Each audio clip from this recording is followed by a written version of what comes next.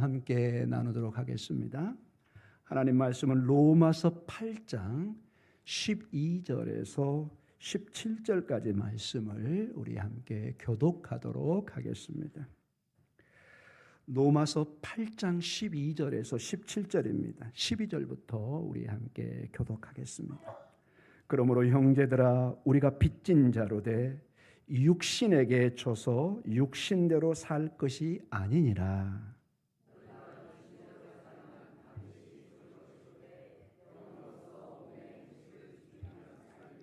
무릇 하나님의 영으로 인도함을 받은 사람은 곧 하나님의 아들이라.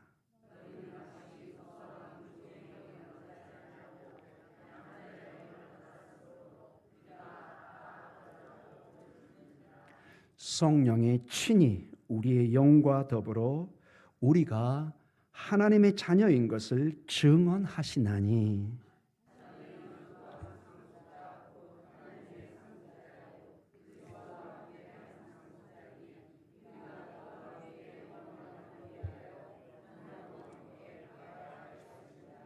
아멘. 주님의 귀한 말씀입니다. 우리 옆 사람과 인사하겠습니다. 축복합니다. 사랑합니다. 축복합니다. 사랑합니다. 예, 사랑하는 성도 여러분, 이번 주간은 여러 가지 슬픔도 또 여러 가지 일들이 많았던 그런 한 주간이었던 것을 기억합니다. 정말 치열했던 삶의 현장에서, 때로는 고단한 삶의 현장에서 여러분이 이 시간에 나오신 것을 보게 됩니다. 오늘도 특별히 주님의 귀한 성령님께서 여러분들에게 크신 위로와 은혜로 축복으로 임재하기를 간절히 축원합니다. 정말 저희들의 삶이 녹록지 않은 것을 봅니다. 여러분과 저의 마음대로 되는 것은 아무것도 없는 것을 고백합니다. 늘 우리에게 불안함이, 어려움이 다가오는 것을 봅니다. 오늘 아침에 우리 여기 성가대 우리 반주자님 좀 놀라셨죠? 저도 좀 놀랬고 저도 순간적으로 왜 이렇게 실수가 많으냐고 말이 나왔는데, 여기서 와서 앉아서 속으로 기도하는데, 지나가 너는, 제가 10년의 사역 속에 이렇게 늘 하던 일을 하는데 갑자기 순서가 생각이 안 날 때가 있어요. 순간적으로. 여러분은 당연하게 하시겠지 하는데 순간적으로 뭐가 광고가 들어오고 뭐 하다 보면요 잊어버려요. 순간적으로. 여기서 막 당황하는 거예요. 그럼 밑에서 장로님이 목사님 이렇게 하셨다고. 나중에 집에 와서 생각해 보면요 이런 바보가 없어요. 아니 수년을 해온 일을 그걸 뭐라고 있다고. 여러분, 우리가 이렇게 연약한 존재입니다. 실수도 하고 야단도 맞고 어려움도 겪고 생각지도 않는 일들이 일어나는 게 우리의 삶의 모습입니다. 전혀 여러분이 예상도 하지 않고 계획도 안 했던 일들이 불쑥불쑥 일어납니다. 주께서 은혜를 주셔서 잘 이겨낼 믿음과 힘을 주시기를 간절히 축원합니다. 우리 교회 공동체는 그것을 격려로 기도로 해주는 것입니다. 교회는 여러분 진리의 문제가 아닌 이상, 이단의 사상이 아닌 이상은 웬만하면 마음을 합치셔야 됩니다. 격려해주고 축복해주고 위로해주고. 여러분, 교회가 이 사명을 감당하지 못하면 교회의 존재 이유가 어디 있겠습니까? 세상과 똑같이 비난하고 정죄하고 평가하고. 교회가 아닙니다. 예, 우리 함께 이 시간에 우리 성가대, 우리 반주자들 한번 격려의 박수 한번 부탁드립니다.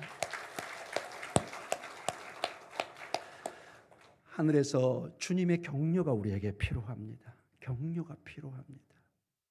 여러분이 지치고 상한 심령이 교회에 와서 격려와 위로가 필요합니다. 여러분이 화를 내고 하는 것은 대부분이 여러분이 삶 속에 지쳐 있다는 것입니다. 힘들다는 것입니다. 그래서 교회에 와서 그나마 여러분이 그걸 표현하는 것입니다. 그러나 여러분이 점점점 성숙해 갈 때 가장 가까운 사람에게 더 정중해야 됩니다. 우리는 대개 가족들에게 상처를 줍니다. 왜? 만만해 보이잖아요.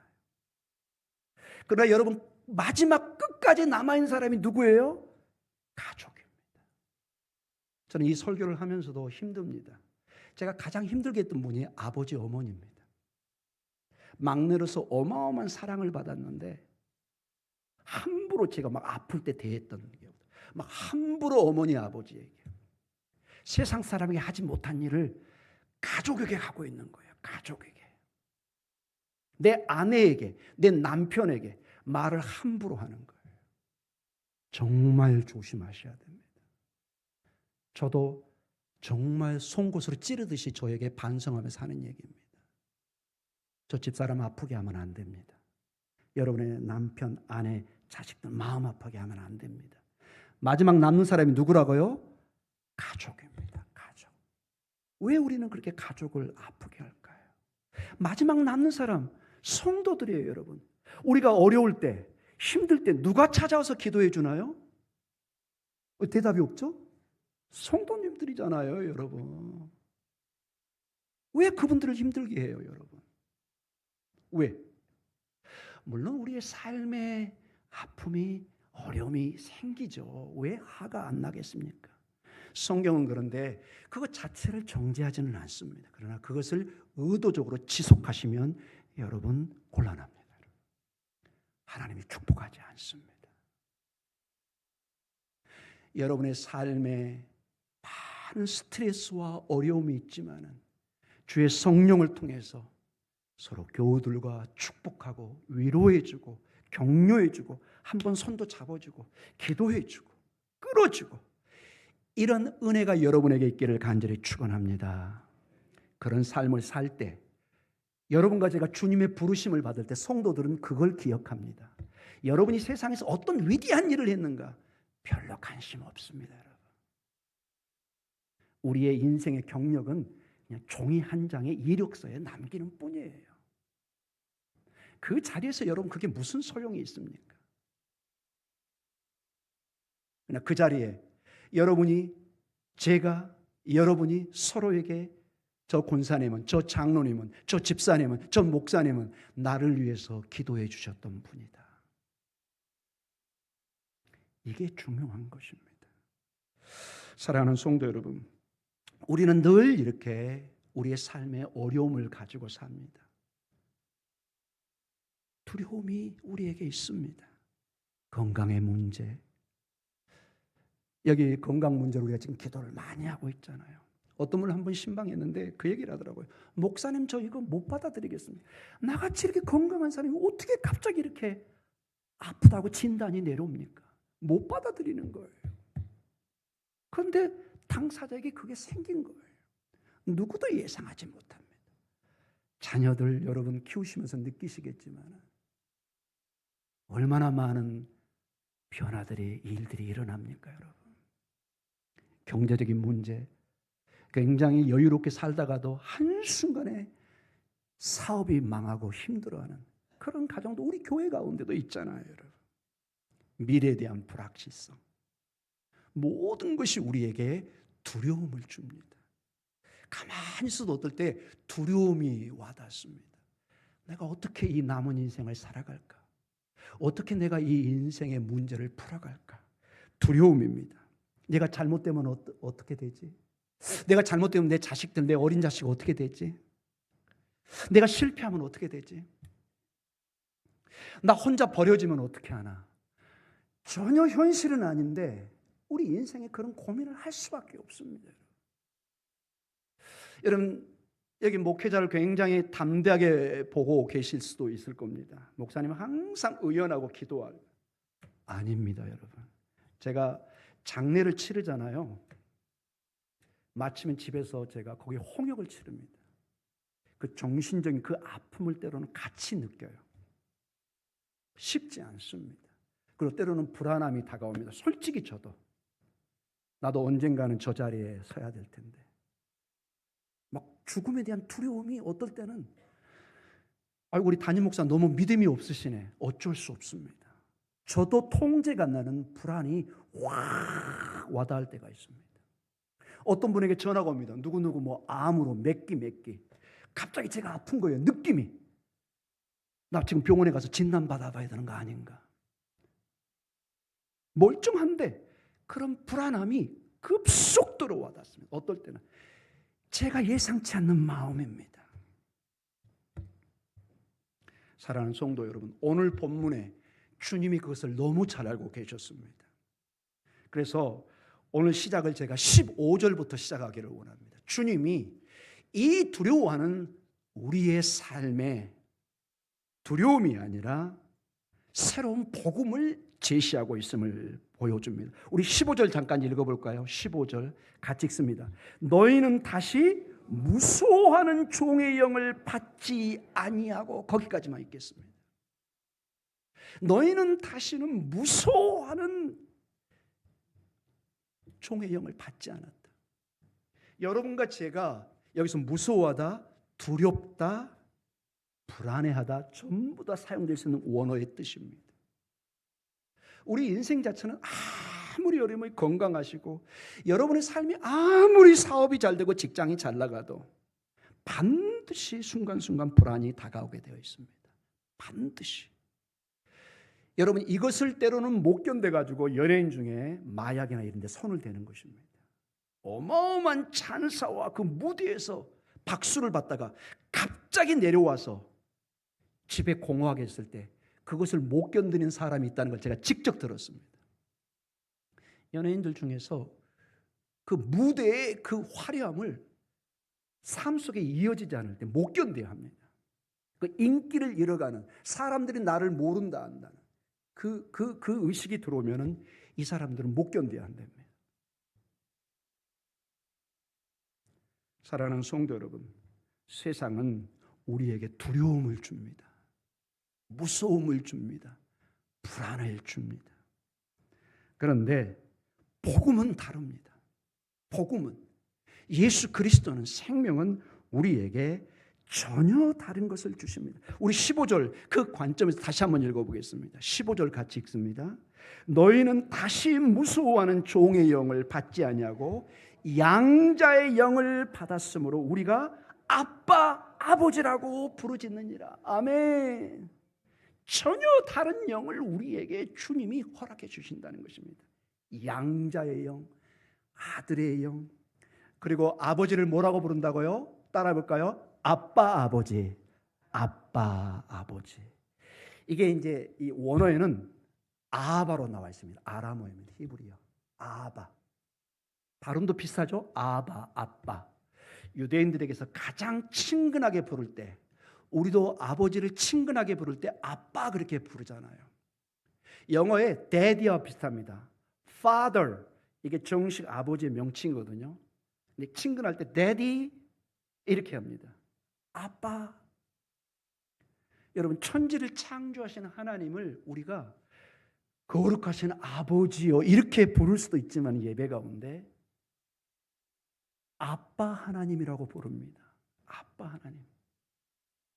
참고적으로 제가 지금까지 경험 속에 우리 목사님들이나 우리 장로님들, 집사님 중에서 공식 예배에 아빠 하나님 기도를 들어주, 이런 기도는 제가 못 들어봤습니다. 전혀 이단 사상이 아닙니다, 여러분.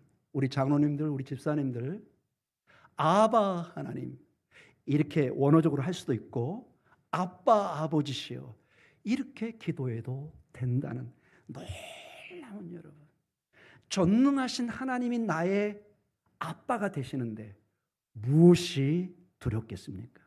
여러분, 아이들이 낯선 공간에 딱 섰을 때 애들이 막 주섬주섬하고 무서울 때 행동이 주로 핵심이 뭐죠? 어디로 자꾸 뒷걸음 좀 쳐요? 엄마 밑으로, 아빠 밑으로, 즉 보호의 그늘로 후퇴를 합니다. 왜? 엄마 아빠가 있으면 나를 뭐 해줄 거라고 믿어요? 보호해 줄 거라고. 아이들의 본능입니다, 여러분. 자, 오늘 그래서 이러한 중요한 내용을 본문을 통해서 하나하나 짧게 짚어가면서 두려움으로 휩싸여 있는, 아무리 세상이 발전하고 문명이 발전하지만 인생은 별 수 없습니다. 반드시 하나님이 그 마음을 채워주지 않으면 어떤 인생도 두려움에서 자유할 수가 없습니다. 자유할 수가 없습니다. 그래서 유명한 어거스틴이라고 우리의 그 사도 바울 버금가는 교부가 하는 얘기가 있습니다. 우리 인간에게는 어떤 공간이, 빈 공간이 있다. 이것은 하나님이 채워주시지 않으면 그 어떤 것도 채울 수 없는 신비한 공간이 있다는 것입니다. 이거는 돈으로도 명예로도 그 어떤 것도 채울 수가 없습니다. 하나님이 그 마음을 어루만져 주셔야만이 마음에 샬롬, 평강이 이르게 되는 것입니다. 자, 오늘 우리가 15절 읽었던 것처럼 가장 중요한 선언이 나옵니다. 우리는 종이 아니라 어떤 영을 받았다고요? 따라 읽겠습니다. 양자의 영, 양자의 영입니다. 양자의 영. 하나님의 직속적인 아들, 독생자 예수 그리스도밖에 없습니다. 그런데 우리가 왜 어떻게 하나님의 아들, 딸로 불려지죠? 오늘 여기 15절에 예수 그리스도의 은혜 가운데 우리가 양자의 영을 받았다는 것입니다. 양자, 입양이란 뜻입니다. 입양. 여러분, 이 입양을 조금 부정적으로 생각하는 사람이 있는데, 여러분 예수님 당시나 사도 바울 당시에 이 양자, 입양은 매우 중요한 로마의 법적인, 강력한 법적인 용어였습니다. 똑같습니다. 친자식과 입양된 자식은 다르다, 똑같다? 똑같습니다. 모든 상속권, 법적인 권한 똑같이 주어집니다. 그래서 사실은 새로운 딸이나 아들을 얻는 거나 마찬가지입니다. 지금도 같은 걸로 저는 알고 있습니다. 여러분, 로마 당시에 입양을 시킬 때 불쌍한 아이들을 입양한다, 이렇게 생각하시면 곤란합니다. 여러분, 유능한 많은 사람들도 입양을 했습니다. 대신 아무리 그 입양된 상태 전에 빚이 많고 신분이 낮은 사람이라도 유력한 가문에 입양이 되면은 완전히 새로운 신분으로 변화되는 것입니다. 여러분, 이거를 로마 당시, 예수님 당시, 사도 바울 당시로 유추해서 이해할 수 있는 유명한 영화가 있습니다. 제가 가끔 예를 드는 건데, 벤허라는 영화입니다. 벤허. 이게 여러분 시간이 꽤 오래돼서 한 66년 전에, 거의 67년 전에 만든 영화인데요. 1959년에 미국에서 처음 상영이 됐고요. 우리나라는 1962년에 대한극장이라는 곳에 처음으로 개봉이 됐습니다. 1962년에 벤허. 뭐 긴 내용을 제가 짧게 그냥 요약합니다. 유대 땅에 벤허, 벤이 아들이란 뜻이고 홀, 그 홀의 아들, 가문의 아들이에요. 굉장히 유력한 집안이었습니다. 근데 로마의 지배 속에서 여러 가지 내용에 어려움이 있지만은 모함을 받고 어려움을 당해서 이 베너가 모든 것을 박탈당하고 노예로 팔려갑니다. 팔려간 곳이 로마의 해전에 그 배를 노를 젓는 아주 참혹한 곳에서 노예로 일을 합니다. 근데 해상 전쟁이 일어납니다.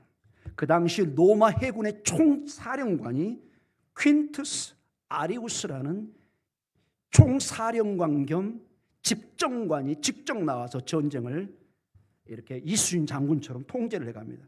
그런데 굉장한 피해를 입어서 이 퀸투스 아리우스가 죽음 직전에 갑니다. 이것을 누가 살려주죠? 이 베너가 구사일생으로 자기도 살고 이 집정관을 살려냅니다. 그래서 너무너무 이 아리우스 집정관이 고마워서 이 베너를 자기의 아들로 입양합니다. 그 영화에 보면은 자기의 반지를 껴줘요. 이 반지. 우리 같으면 인감 도장을 찍어주는 겁니다. 너는 내 아들이다. 여러분, 거기 신분이 총사령관 겸 집정관으로 나옵니다. 여러분, 그 당시 집정관은 지금의 대통령이나 국무총리와 같은 것입니다. 어마어마한 직위를, 로마 제국을 흔들 수 있는 막강한 권세를 가진 사람입니다. 자, 베너가 순간적으로 유대인의 노예로 팔려왔다가 지금 어떤 신분으로 변해요? 로마 제국을 최고로 그 당시 두 집정관이 있었습니다. 서로 견제하기 위해서. 근데 집정관의 힘이 어느 정도라고요? 우리 같으면 국무총리 정도. 국가를 지배하고 통치할 수 있는 그 아들이 된 거예요. 그리고 그 신분으로 다시 어디로 돌아와요? 유대로 돌아와서 한센병, 문둥병으로 고생하는 자기 어머니와 여동생을 살려내고 해피엔딩으로 끝나는 그런 내용입니다. 사랑하는 성도 여러분, 여러분 자녀 교육을 위해서도 혹시 안 보셨으면 여러분의 자녀들, 손주 아주 대명작입니다. 66년 전에 만든 영화인데 믿을 수 없을 정도로 잘 만든 그리고 기독교적인 영화입니다. 꼭 한번 봐보십시오. 거기에 그 입양의 힘이 완전히 배너가 단순히 유대의 옛날의 귀족 집안이 아니라 대로마 제국의 통치자의 아들로서 누구도 터치를 못합니다. 퀸투스 아리우스의 아들입니다. 전부 다 뭐예요? 고개를 숙여야 됩니다. 왜? 집정관의 아들이잖아요. 입양자지만 가문의 친자식과 같은 똑같은 법적 권리와 특권을 부여받습니다. 그에게 있었던 지금까지의 모든 약점들, 빚, 신분들 상관없습니다. 이 순간부터는 완전히 누구누구의 아들로서 이제 역사하기 시작합니다.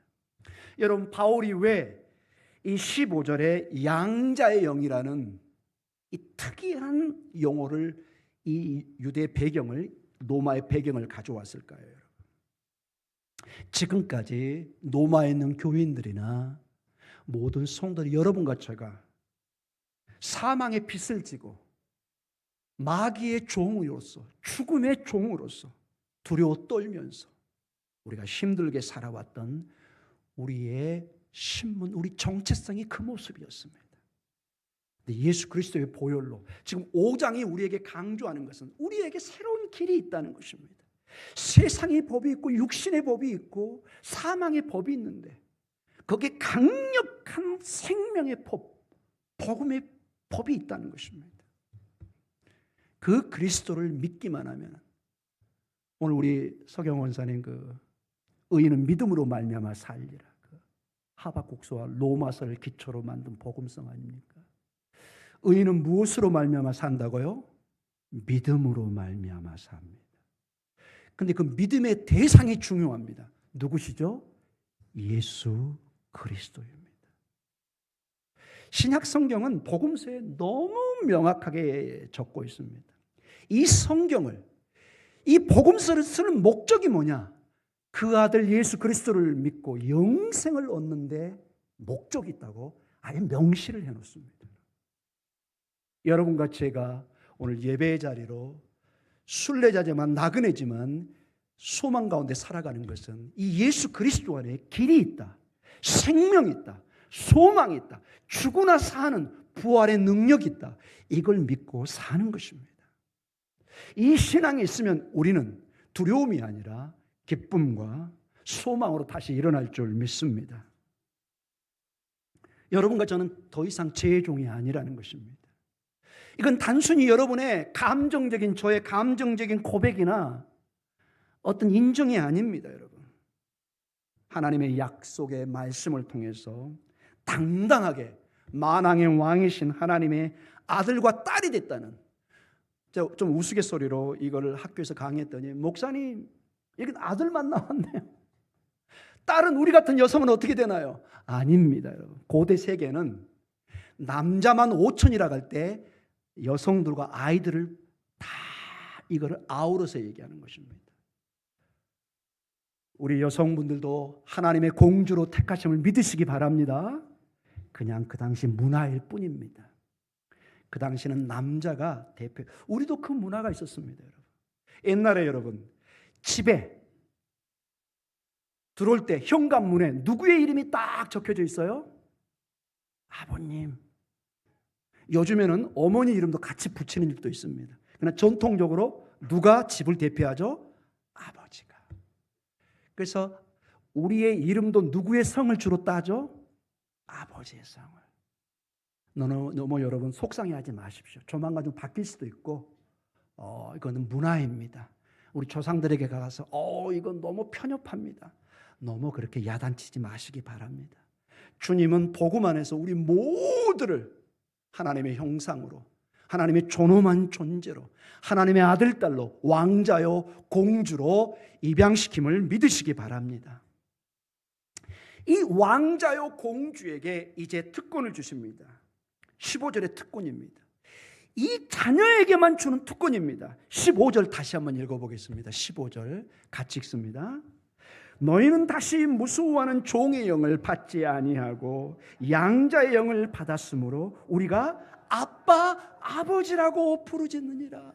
아멘. 따라해 보겠습니다. 아바 아버지, 아빠 아버지. 여러분, 이거는 누구만 부를 수 있어요? 자녀들만. 여러분, 다른 사람이 가가지고 아빠, 데디, 곤란합니다, 여러분. 저기 정신 나간 놈 있네, 이렇게 되는 거예요. 근데 여러분의 딸이, 여러분의 아들이 아빠, 엄마 그러면 여러분 어때요? 눈이 이만해집니다. 여러분 잘 공감이 안 되시죠? 우리 할머니 할아버지들 손자 손녀들 키우시면서 여기 양아초등학교 한번 가보세요. 애들이 막 바글바글 나와요. 그냥 누가 누군지 몰라요. 누구야 부르면 정확하게 그 손녀와 손자는 반응을 합니다. 할머니 목소리를 정확하게 합니다. 할렐루야. 할렐루야입니다, 여러분. 이게 피가 통한다는 것입니다, 여러분. 자녀만이 부를 수 있는 특권이 여기에 있는 것입니다. 유대인들도 여러분 우리 문화와 매우 유사합니다. 유대인들의 문헌을 보면요, 거의 아빠란 단어가 안 나옵니다. 거의. 극히 일부의 유대인의 문화 속에서 아버지를 친근하게 부를 때 아바로 부르는 흔적이 조금은 나옵니다. 거의 대부분은 하나님 아버지 이렇게 나옵니다. 여러분 생각해 보십시오. 천지를 창조하신 그 존엄한 하나님을 아빠, 아바라고 부를 수 있는가? 뭐 여러 가지 뜻이 있겠지만 저는 크게 두 가지를 좀 여러분에게 강조하고 싶습니다.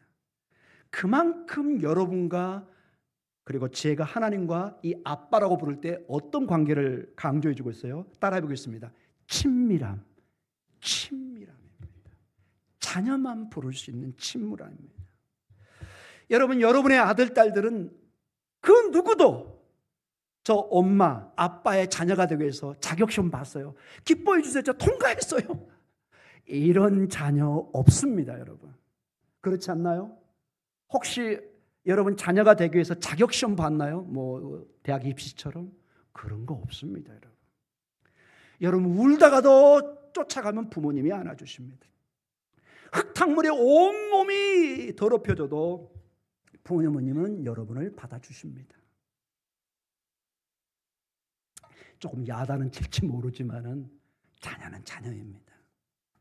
심지어 잘못을 저질러가지고 야단은 맞지만은 여러분 진정한 부모님은 여러분들을 절대로 버리지 않습니다. 아빠, 엄마하고 가면은 같이 눈물을 흘리면서 품에 안으시는 분이 여러분의 엄마, 아빠입니다. 우리 하나님이 이렇게 친밀히 여러분을 안아주실 줄 믿으시기 바랍니다. 여러분 가끔씩 하나님 아버지의 사랑이 의심되고 그러면은 가장 좋았을 때 여러분이 아버지나 어머니에게 가장 사랑받았을 때를 한번 기억해 보십시오. 그리고 연결해 주십시오. 이 마음이 내가 가장 내 자녀를 사랑했을 때, 자녀가 아파할 때 여러분 가끔 그런 거 있다고 그러잖아요. 송곳으로 여러분 심장을 찌른 것 같은 고통을 느낀다고. 부모만 느끼거든요, 그거를. 그건 말로 표현이 안 됩니다. 하나님이 그 마음을 느끼는 것입니다. 그 하나님이 우리를 사랑하시는 것입니다. 둘째로 따라해 볼까요? 책임지심입니다. 책임지심. 여러분 부모가 된다는 것은 낳기만 하고 너 잡초처럼 인생은 어차피 그렇게 사는 것이다. 잡초처럼 인생을 그냥 광야처럼 살아봐라. 이렇게 부모가 처음부터 낳아주는 사람이 없습니다. 다 미성년자 자녀들 다 키워서 성인이 된 다음에 결혼식 마치고 이렇게 어느 정도 자유를 주지 저 2살, 3살짜리에게 초등학생에게 네가 돈 벌어서 한번 공부해봐라. 이런 부모 여러분 그건 나중에 알게 되면요 신고감입니다. 큰일 납니다. 여러분 자녀 아동 학대에 해당합니다. 여러분. 아빠는 자녀의 필요, 자녀의 외침, 아픔 외면하지 않습니다. 제가 가끔 말씀드렸잖아요. 가끔 부모님들이 자녀가 좀 심하게 잘못을 해가지고 속상해서 종아리를 옛날에 때릴 때가 있습니다. 지금은 저는 모르겠어요. 부모님들 어떻게 교육하는지. 종아리를 때립니다. 지금 있나 모르겠어요. 안티프라민. 지금 있나요? 예, 그런 거. 저녁에. 때로는 뭐죠, 여러분? 아주 만통으로 쓰는 게 있는데, 그 기름에서 만드는 거, 바세린. 죄송합니다. 바세린 같은 거. 그거를 이렇게 막 바르면서 보면은 어머니, 아버지 눈물이 뚝뚝뚝뚝 떨어집니다. 더 아파합니다. 자녀들보다 더 아파합니다. 그게 부모의 마음입니다. 여러분 그런데 여러분 오늘 본문은 특이한 게 있습니다. 제가 계속 15절을 제가 지금 집중적으로 보는데 15절 다시 한번 보겠습니다. 다시 읽어보겠습니다. 너희는 다시 무서워하는 종의 영을 받지 아니하고 양자의 영을 받았으므로 우리가 아빠 아버지라고 뭐해요? 부르짖느니라. 따라해 볼까요? 부르짖느니라. 부르짖습니다. 여러분 이 부르짖음은 거의 비명과 같은 소리입니다. 한마디로 지금 자녀들이 간절히 도움을 외치는 것입니다. 여러분과 제가 때로는 기도할 때 신음소리밖에 낼 수 없는 상황이 있을 수 있습니다. 하늘에 계신 우리 아버지시여, 오늘 일용할 양식, 이렇게 쭉 평상시대로 기도할 수도 있지만 너무 어려울 때, 급할 때, 외마디도 지릴 수 없는 급박한 상황일 때, 신음소리도 내기 어려울 때 내는 소리, 이게 부르짖음이라는 것입니다. 이 이방된 자녀들이 하나님 앞에 아빠 이 소리입니다. 여러분 너무 어려우면 긴 말 필요 없습니다. 아빠 딱 보니까 너무 위험한 상황이에요. 여러분 세상의 부모도 목숨을 던집니다. 때로는 그거요. 하나님 아버지가 이 비명과 같은 이 소리에 반드시 달려와서 반응을 하신다는 것입니다. 사랑하는 성도 여러분, 우리가 때로는 기도가 막히고 도저히 감당할 수 없을 때 그냥 그 한마디 외치십시오. 아빠, 아바 하나님. 그 외마디 소리에 그 부르짖음에 모든 게 응축되어 있어요. 하나님은 그 기도를 아신다 모르신다? 아신다는 것입니다. 여러분 진정한 부모는 자녀의 그 기도를 깊게 해석하지 않아요. 딱 보면 알아요. 왜? 부모니까. 그 상황이 얼마나 위험하고 내가 지금 도움을 줘야 된다는 걸 직감적으로 부모는 압니다. 하나님은 아십니다. 아빠, 아버지, 이 외마디 소리지만 부르짖는 여러분의 기도가 있기를 간절히 축원합니다. 하나님은 외면하지 않습니다. 그 사람을 오늘 이제 드디어 결론으로 나아갑니다. 17절에 이렇게 양자의 영을 줘서 놀라운 신분의 변화를 줘서 여기에 그치는 것이 아니라 플러스 알파를 제공하십니다. 17절입니다. 같이 읽어보겠습니다. 자녀이면 또한 상속자 곧 하나님의 상속자요 그리스도와 함께한 상속자니 우리가 그와 함께 영광을 받기 위하여 고난도 함께 받아야 할 것이니라. 아멘. 여러분 계속 반복되는 단어가 있어요. 뭐죠? 상속자라는 것입니다. 상속자. 이거 아무한테 쓰는 단어 아닙니다. 여러분 부모의 상속을 받으시니 가장 1순위가 누굴까요? 배우자와 자녀입니다. 여러분. 자녀가 가장 여러분 어떤 부잣집의 상속이 이루어져요. 평상시 내가 그분과 친했어요. 딱 가가지고 저 유족들 저 죄송한데 제가 이분과 굉장히 친했고 평상시에도 저랑 한잔하고 막 굉장히 농담도 하고 친했거든요. 뭐 저한테 떼어줄 곳 없나요? 제가 이렇게 표현하겠습니다. 국물도 없습니다. 좀 저 심한 얘기인가요? 법적으로는 그렇게 통하지 않습니다. 아무리 미국에 있고 유럽에 있는 멀리 있는 자녀도 그 자녀가 뭐예요? 우선권이 있는 것입니다. 이게 상속이라는 것입니다. 여러분. 상속.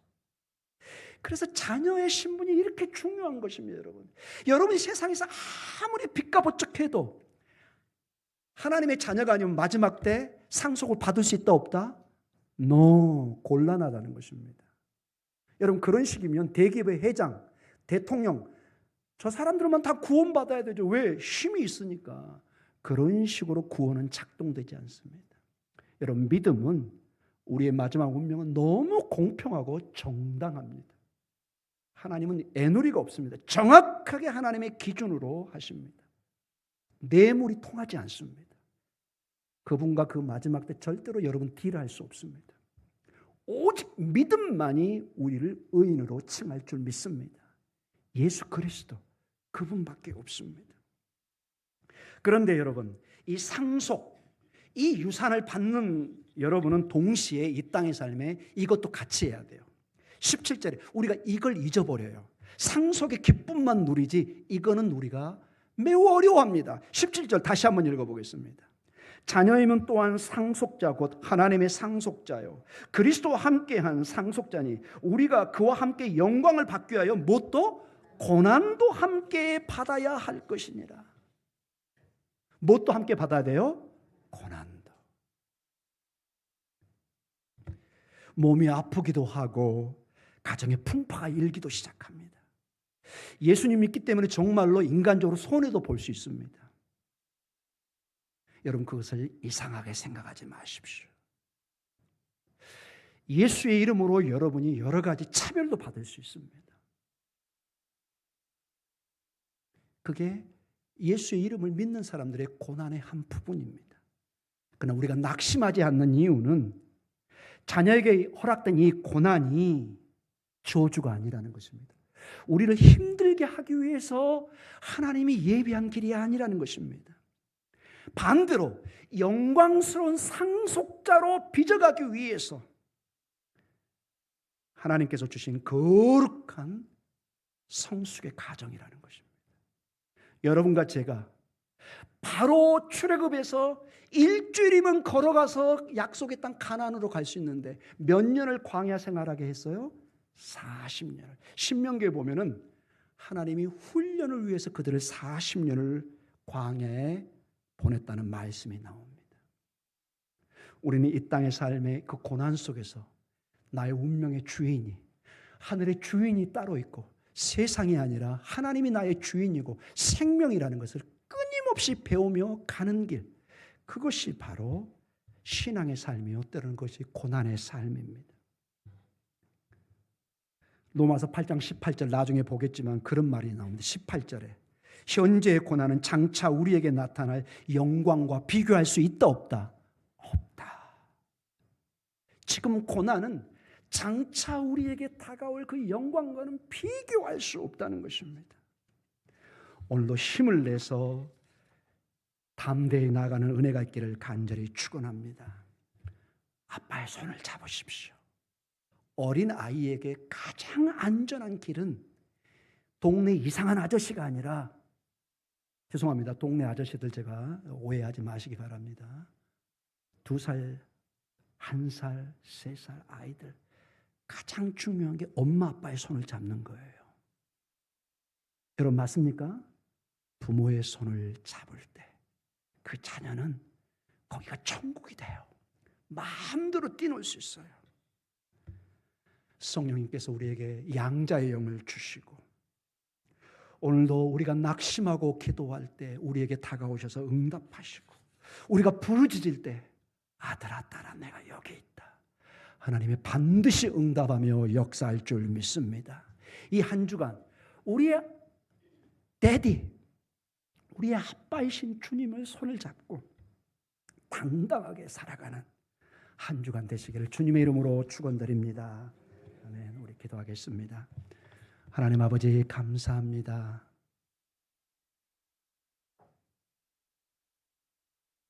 어찌 이 큰 은혜가 저희에게 주어졌습니까? 그 수많은 사람 중에 저희들을 하나님의 아들, 딸로 불러주시고 양자의 영을 허락해 주셔서 그 하늘의 상속자로 우리를 불러주심을 감사드립니다. 주님, 때로는 이 땅의 삶이 고단하고 십자가가 함께하는 삶이지만 우리의 목표는 영원한 하나님의 나라요, 하나님의 약속의 땅인 것을 바라보면서 주님 손 잡으며 오늘 견디며 버티며 승리해가는 믿음을, 담대함을 허락하여 주시옵소서. 주님이 함께 하시면 두려움이 없을 줄 믿습니다. 능치 못함이 없을 줄 믿습니다. 예수님 이름으로 기도드립니다. 아멘.